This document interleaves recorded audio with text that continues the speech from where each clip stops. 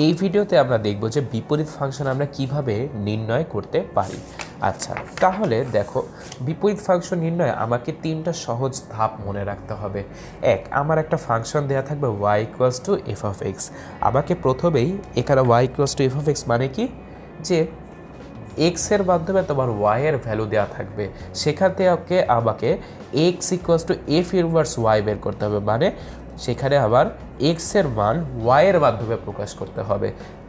তখন আমি পাবো যে f(y), সেই f(y)কে জাস্ট চলকের পরিবর্তন করে f(x) আমি সহজে নির্ণয় করে ফেলবো। তাহলে কিভাবে এটা করা যায় একটি উদাহরণ দেখা যাক। দেখো, এখানে আবার একটা ফাংশন দেয়া আছে y = x + 3, মানে f(x) = y = x + 3 দেওয়া আছে।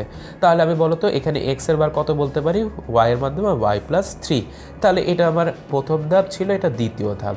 তাহলে এটাকে আমি কি বলতে পারি, x এর ভ্যালু হচ্ছে f(y), এই যে এখান থেকে সেই সম্পর্ক, f(y) হচ্ছে y - 3। তাহলে 3 নম্বর ধাপ কি, আমাকে f(y) কে f(x) এ পরিণত করতে হবে। আমি জাস্ট চলকটা যদি পরিবর্তন করে ফেলি, তাহলে f(x) হবে তোমার y - 3 এর জায়গায় x - 3। শেষ, বিপরীত ফাংশন আমার নির্ণয় করা শেষ। এখন আরেকটি উদাহরণ দেখি। যদি আমার একটা ভগ্নাংশ আকারে দেওয়া থাকে, এখানেও সে একই নিয়ম। দেখো, 1 নম্বর ধাপ আবার কি দেওয়া আছে, y = f(x) দেওয়া আছে। 2 নম্বর ধাপ আমাকে বের করতে হবে x = f(y) কত হয়, মানে x এর মান নির্ণয় করতে হবে। তাহলে দেখো, আমি এটাকে গুণ দিয়ে দিই, তাহলে xy + 3y = x - 2।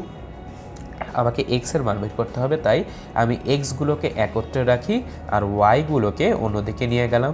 এটা দেখো মাইনাস কমন যায়, তাহলে 2 + 3y। শেষ। তাহলে এখান থেকে যদি আমি x কমন নিই, তাহলে হয় y - 1 = -2 + 3y। তাহলে এখন ভাগ করে দিলেই x এর মান আমি পেয়ে যাব কত, -2 + 3y / y - 1। আমি যদি এখন হর আর লবকে -1 দিয়ে গুণ করি, তাহলে মাইনাসটা চলে যায়, তাহলে 2 + 3y থাকবে আর এদিকে 1 - y থাকবে। শেষ। এটাই হচ্ছে আমার কি, এটা হচ্ছে আমার x এর মান বা f(y). f(y) হচ্ছে 2 + 3y / 1 - y। তাহলে f(y) কে যদি আমি f(x) এ কনভার্ট করতে চাই, তাহলে শুধুমাত্র এই y গুলোর জায়গায় আমি x দিয়ে দেব। শেষ। এটাই হচ্ছে আমার সেই বিপরীত ফাংশন। তাহলে আমরা সহজেই, বা এটা 3 নম্বর ধাপ, তাহলে সহজেই আমরা সহজ 3টা ধাপের মাধ্যমে আমরা যে কোনো ফাংশনের বিপরীত ফাংশন নির্ণয় করতে পারি।